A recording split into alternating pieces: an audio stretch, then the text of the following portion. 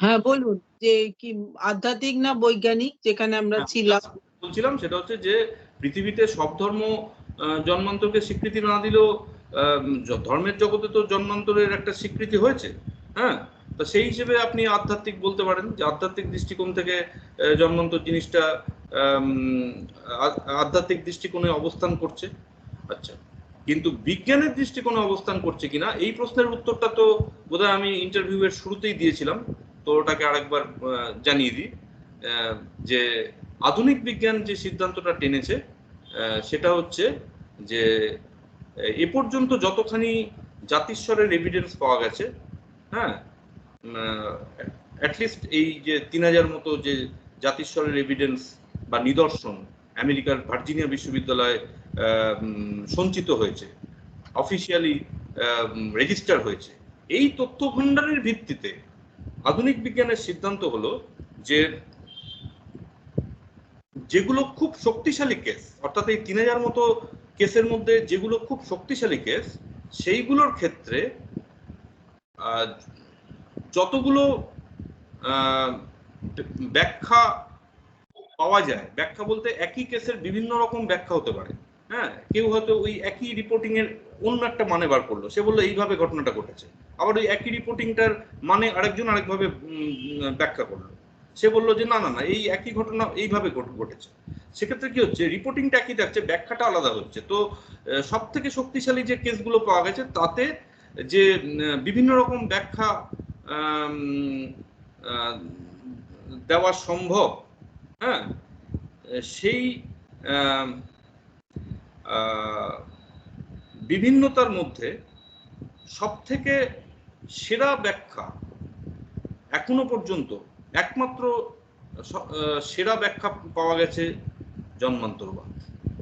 তাহলে ব্যাপারটা কি দাঁড়াচ্ছে, বিজ্ঞান কিন্তু বলছে না যে জন্মান্তর প্রমাণিত, বিজ্ঞান বলছে যে এই যে আমেরিকার ইউনিভার্সিটি অফ ভার্জিনিয়াতে যে 3000 মতো কেস রিপোর্ট হয়েছে, রেজিস্টার হয়েছে, অ্যাটলিস্ট এই তথ্য ভাণ্ডারের ভিত্তিতে যেগুলো সব থেকে শক্তিশালী কেস তাদের মধ্যে যে বিভিন্ন রকম ব্যাখ্যা হতে পারে, হ্যাঁ, এই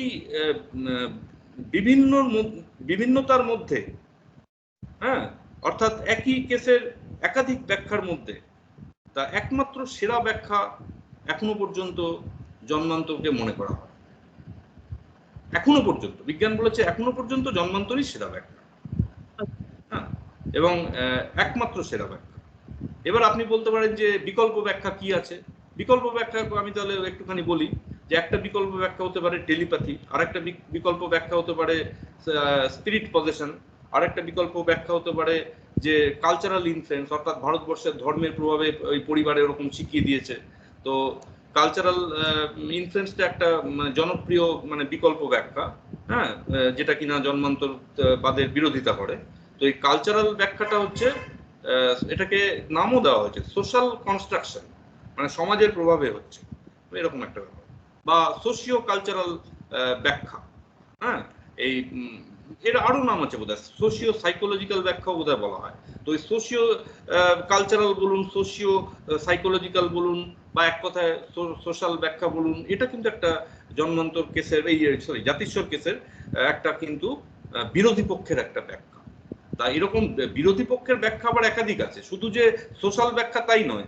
ওই আপনার টেলিপ্যাথি, স্পিরিট পজেশন, যাকে চলতি কথায় ভূতে ভর করা বলে, বা আত্মা ভর করেছে, অ্যাকচুয়ালি জন্মান্তর হয়নি, একটা পুরনো আত্মা ভর করে কথা বলাচ্ছে, ওই ধরনের ব্যাখ্যাও কিন্তু বিরোধী পক্ষ দিয়েছে, যে এটা জাতিস্বর কেস, জাতিস্বর কেসে জাতিস্বর বলতে চাইছে না, বলছে যে কেসটা আপাত দৃষ্টিতে জাতিস্বর, কিন্তু অ্যাকচুয়ালি জাতিস্বর নয়। ওই সদ্যজাতর মধ্যে ওই নতুন জন্মানো মানুষটির মধ্যে ওই পার্টিকুলার পূর্বজন্মের সেই মৃত ব্যক্তির আত্মা ভর করেছে। ও অ্যাকচুয়ালি জাতিস্বর নয়, ওর উপরে আত্মা ভর করেছে, এটা হচ্ছে স্পিরিট পজেশন। তো ইউনিভার্সিটি অফ ভার্জিনিয়া বলছে যে ওই অ্যাটলিস্ট 3000 মতো যে জাতিস্বর কেস রেজিস্টার হয়েছে, তার মধ্যে যেগুলো সব থেকে শক্তিশালী কেস, অর্থাৎ রিপোর্টিং খুব শক্তিশালী, এই ধরনের কেসের মধ্যে এই বিভিন্ন ব্যাখ্যার জগতে একমাত্র শ্রেষ্ঠ ব্যাখ্যা হিসেবে এখনো পর্যন্ত জন্মান্তরকেই পাওয়া যায়। অর্থাৎ জন্মান্তর হচ্ছে সব থেকে শক্তিশালী কেসগুলোর মধ্যে একমাত্র সেরা ব্যাখ্যা এখনো পর্যন্ত। তাহলে এটা আমরা কি কনক্লুশন আসছে? আধ্যাত্মিক মানে আধ্যাত্মিকও খানিকটা যে আধ্যাত্মিক দিক থেকে বিচার করলে আধ্যাত্মিক জগতে আংশিকভাবে জন্মান্তর স্বীকৃতি পেয়েছে, অর্থাৎ খ্রিস্ট ধর্ম স্বীকৃতি না দিলেও অন্য জায়গাতে তো আধ্যাত্মিক জগতে তো একটা জায়গা পেয়েছে জন্মান্তর।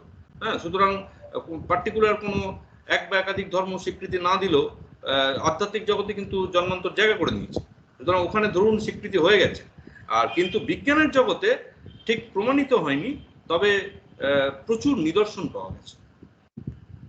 আচ্ছা, আমি আরেকটা প্রশ্ন আপনার কাছে করি, দিয়ে এখানেই আমরা এটাই শেষ প্রশ্ন করেই আপনার এটা আলোচনাটা শেষ করব।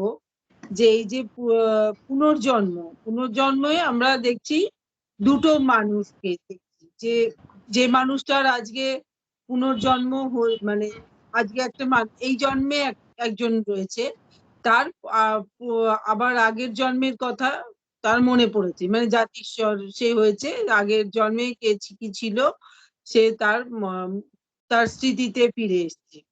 তাহলে সেই বর্তমানে একটা জন্মে রয়েছে, আর একটা আগের জন্মের কথা তার স্মৃতিতে এসছে। তাহলে সে মানে তার কাছে কোন জীবনটার মানে প্রাধান্য বেশি, মানে যেটা আগের জন্মের তার যে ঘটনাটা তার মানে মনে পড়েছে, সে পুনর্জন্ম যার হয়েছে সেইটার প্রাধান্য তার কাছে বেশি পাবে, নাকি সে বর্তমানে যে জীবনটায় রয়েছে সেটাকে নিয়েই সে মানে থাকবে, সেই কোনটাকে প্রাধান্য বেশি দেবে? এটা অ্যাকচুয়ালি এক কথায় উত্তর দেওয়া যায় না। হ্যাঁ, সাধারণত হ্যাঁ, আপনি যদি এক কথায়, হ্যাঁ, যে এটা কি চেতন মনে থাকে নাকি অবচেতন মনে থাকে? এই যে যখন জাতিস্বর সে হয়, সে কি চেতন মনে থাকে নাকি অবচেতন মনে থাকে? মানে জনপ্রিয়ভাবে মনে করা হয় যে পূর্বজন্মের কাহিনী অবচেতন মনে থাকে। তবে রামকৃষ্ণ মিশনের মতে আবার মনকে নাকি সচেতন অবচেতন এরকম দুটো মানে আলাদা কম্পার্টমেন্টে ভাগ করাই উচিত নয়, কারণ এক সময় যেটা অবচেতনে আছে সেটা আরেক সময় সচেতনে ভেসে ওঠে, আবার এক সময় যেটা সচেতনে আছে আরেক সময় সেটা মানে ডুব দিয়ে অবচেতনের তলায় গিয়ে বসে থাকে।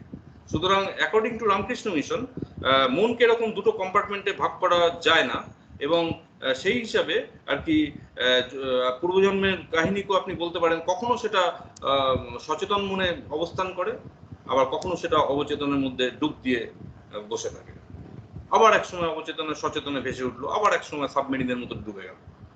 আচ্ছা আচ্ছা আচ্ছা, ঠিক আছে, সুতরাং এক কথা বলা যায় না যে সচেতন মনে আছে না অবচেতন মনে আছে। তবে বিজ্ঞানের জগতে একটা জনপ্রিয় ওপিনিয়ন আছে যে পূর্বজন্মের মেমোরি হচ্ছে অবচেতনের মেমোরি।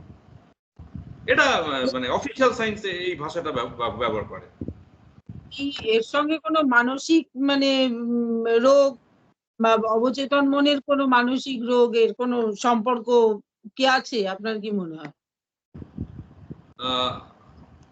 এই প্রশ্নের উত্তর দেওয়াটা খুব কঠিন, এটা নিয়ে আমি বরঞ্চ পরে একদিন উত্তর দেবো। হ্যাঁ, এই মুহূর্তে আমার সময় কমে আসছে। এটা খুবই একটা ডেলিকেট প্রশ্ন আপনি করে ফেলেছেন, এই প্রশ্নটা এই সেশনে স্থগিত থাকুক। ঠিক আছে, এটা একটু বড়ভাবে পরে একদিন আলোচনা হয়তো করতে পারি। ঠিক আছে, এটা ঠিক আছে। ঠিক আছে, আজকে আমার সময় তাহলে শেষ করি। হ্যাঁ, আমরা এখানেই শেষ করি।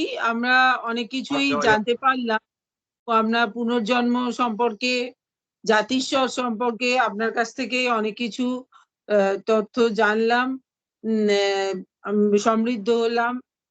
এই ভিডিওটি যারা দেখবেন আশা করি তারাও অনেক কিছু জানবেন, অজানা তথ্য জানবেন, তাদের ভালো লাগবে, উপকৃত হবে। আপনি ভালো থাকবেন, সুস্থ থাকবেন। আমরা তাহলে আরো এরকম নতুন নতুন বিষয় সম্পর্কে আমরা আরো জানতে পারবো। নমস্কার, ধন্যবাদ।